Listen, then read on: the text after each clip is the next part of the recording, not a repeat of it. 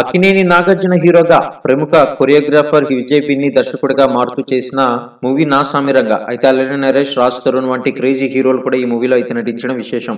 ఇకపోతే Srinivasa silver screen banner పై శ్రీనివాస చుట్టూరి ఈ చిత్రాన్ని నిర్మించగా పవన్ కుమార్ సమర్పకులుగా వ్యవహరించారు. ఇక ఈ సినిమా టీజర్ ట్రైలర్లకి సూపర్ రెస్పాన్స్ అయితే లభించాయి. దీంతో అంచనాలు కూడా భారీగానే పెరిగాయి.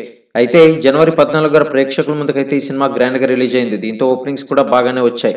ఒకసారి నాసామిరంగ 6వ రోజు కలెక్షన్స్ ని గమనించినట్లయితే 2.07 కోట్ల షేర్ అయితే రాబట్టింది. నాసామిరంగ సినిమాకి 19.1 కోట్లు థియేటర్కల్ బిజినెస్ అయితే జరిగింది.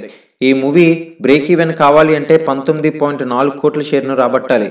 అయితే 6 రోజుల్లో 16.80 కోట్ల షేర్ అయితే రాబట్టింది. ఇక బ్రేక్ ఈవెన్ కి ఇంకో 3.60 కోట్ల షేర్ అయితే రాబట్టాలి. రెండో వీకెండ్ టైం కి బ్రేక్ ఈవెన్ అయ్యే ఛాన్సులు ఎక్కువగానే ఉన్నాయి. మరి ఏదేమైనా సరే ఈ సినిమాకి సంబంధించిన బాక్స్ ఆఫీస్ కలెక్షన్స్ అనేది బాగానే రాణిస్తుంది.